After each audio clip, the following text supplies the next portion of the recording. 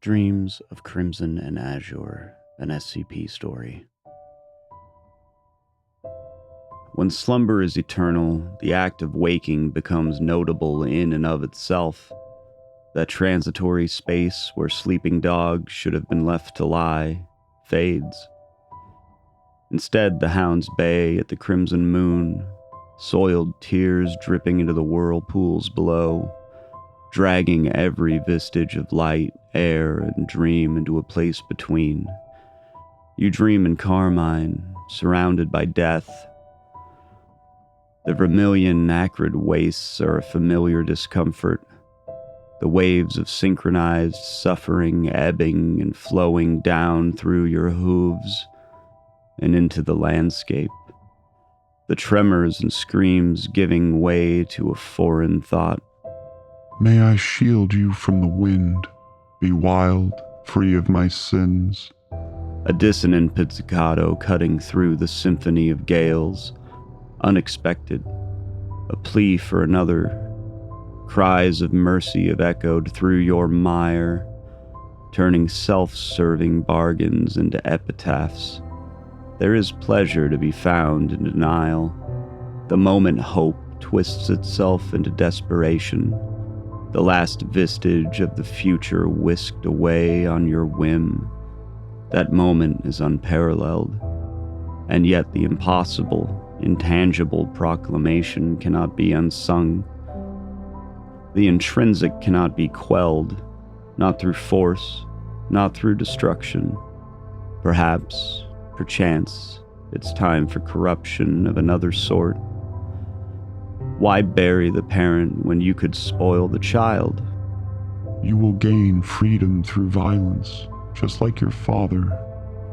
Not enough to offend, a seed of self-doubt swoon into the core of being, the center of faith. Let it grow with time. The core will wilt. They will welcome you, the gardener of hate. Awake, yet still asleep, the seat between powers is rarely graced with disruption, yet alone an intruder. And yet, intrude they did, bereft of avarice, beset from acquiescence, begot with agony, but still they intrude nonetheless. A maelstrom of non-existence whirls into place, snapping out like a growth of abstraction. Even then there is hesitation. One does not hesitate. And yet, as you stare, demanding the swirling shapes of fate to solidify, commanding form into being, it resists. Resistance is existence, is non-extant.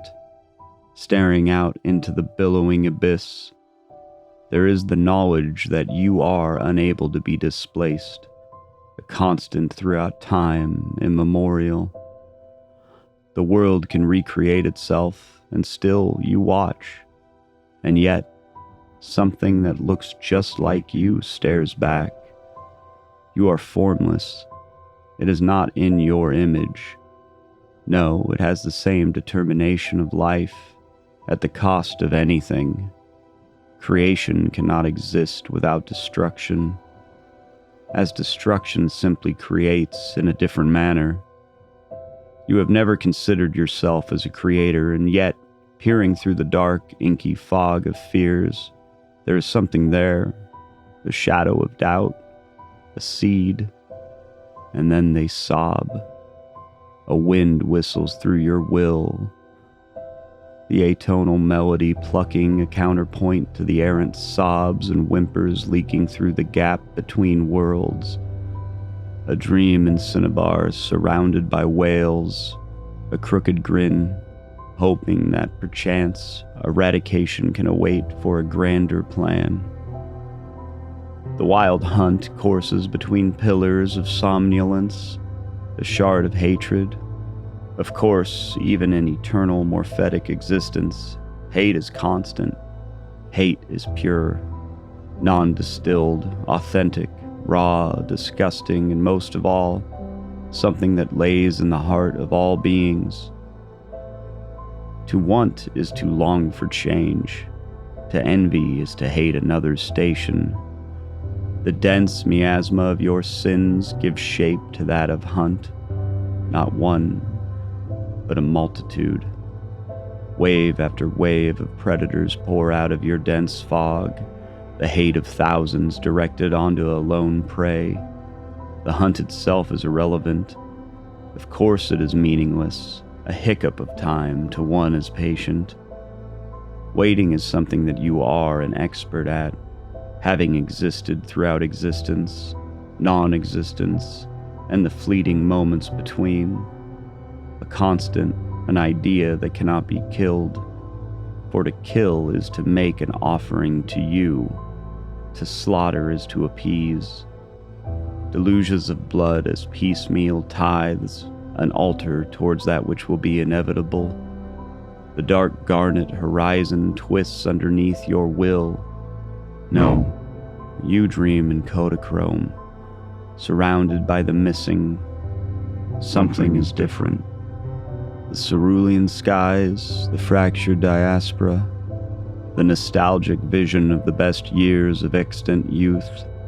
Those searing baby blue beams resonate and blind you, a foreign language suffusing, permeating your very core, redefining not only the familiar crimson seas into an unnatural navy hue, but affronting your sense of self. Untranslatable thoughts of hope, creation, growth, and the future fester, rooting into the rot, reaching tendrils of organic reanimation, stretching to grasp onto the intangible realm. You drown in the unfamiliar feeling, confusion. You are blinded. Yes, even you are susceptible to the mortal concept of the inability to observe. Your blindness is not a failure of sight. It is a fundamental inability to perceive, to conceive, to understand. If you can understand, you can manipulate. If you can manipulate, you can corrupt. If you can corrupt, you are in control. The night has control. She spoils me with compassion. Why are you not in control? Winds whip through your illusory mane, and yet a squall of contagion resists being. A light fall breeze gently blowing through the branches. Yes, branches.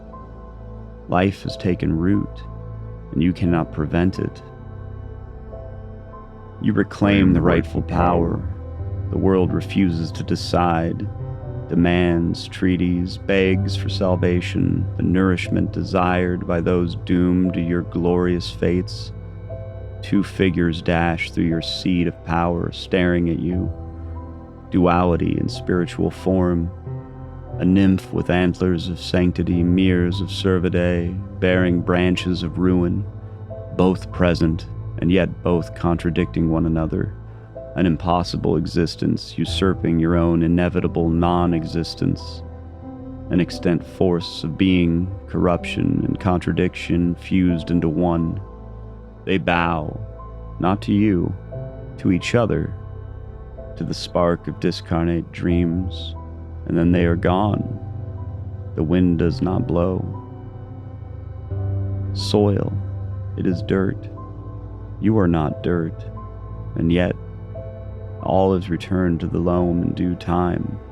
Decomposition, the notes unwriting themselves as the atonal disharmony changes, giving way to a key of creation, the unwrought in the uncrimson, life taking foundation in death, the natural cycles forcing themselves into a new harmony. You are being unwritten. The unmaker is being unmade. Ironic. So you have returned. Of course, the cycles hold true. No matter your prognosticators, the dirt is rewritten, reformed, the contralto birthing from the flesh of the earth. The wastes are silent, empty, former nurseries of suffering, the roots of sin, the fruit of temptation dangling out of reach. All are returned to dirt. All become as one. You dream of dirt, surrounded by dirt. You are becoming dirt. I will not disappear. Corruption cannot be concealed. I am there, hidden, waiting, whispering, a worm in the dirt. Melodic chimes carry themselves on zephyrs of making, the wisps of life bursting through death around you. It is beautiful. Who have you become? Erosion is a monotonous, persistent, and patient destruction that you are intimately familiar with. You were the very seed that wrought obliteration, each piece scattered, each shard a reflection, a child of death, a harbinger of scarlet dreams. Why do you still oppose the dirt? Rot is dirt, is life, is death, is dirt, is creation, is dirt, is the seed of dirt. Dirt is all. Decomposition is the fate and the origin of all. Dirt is the equalizer. I cannot be forgotten. A cry of desperation, foreign in meaning, unfamiliar phrases spoken by none other than yourself. You do not plea, you do not bargain, you take. You take and steal and corrupt and become and unmake and kill and destroy and undo the very threads of reality. You are absolution from existence. No, to forget is to be non-existent, but you are dirt. I am dirt.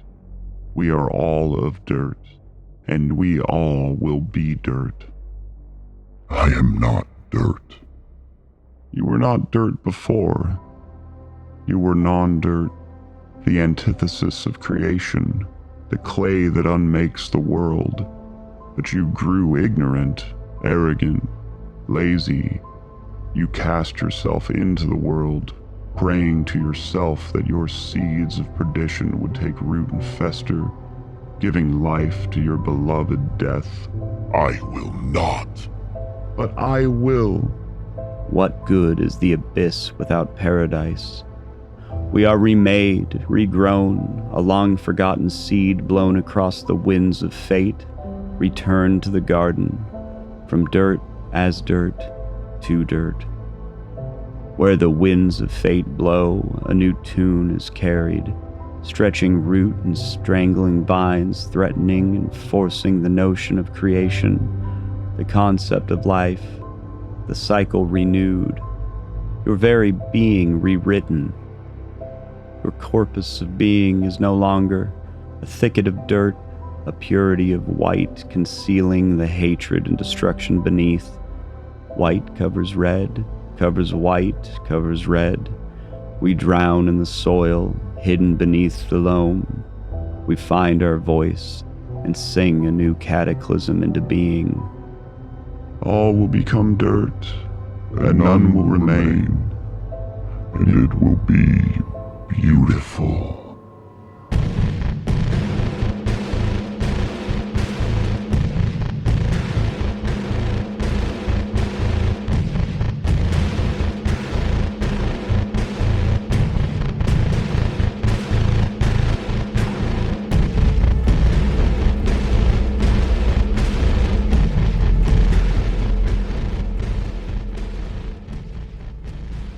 Okay guys, thank you for listening. I really enjoyed that story. It was by Quirios over there on the SCP wiki. The writing was just great, super poetic, and I can't wait to get to more of their stories. Definitely go check out the links in the description for more from this author. I may be a little sporadic on uploading for the next few weeks. My dad is pretty ill right now, but once he is doing better, I'll get back into the swing of it. I have a ton of new content in the works right now. There's this really cool cosmic horror Cinderella story coming out next by Taylor Redmond. Working on a few more SCP stories as well. a few more from Javier, and a really awesome story from Fleet Steps coming out soon. So stay tuned, and thank you all for listening. Please like, subscribe, share, do all that stuff. And I'll be hanging out in the comments as always. Thank you. Smooches.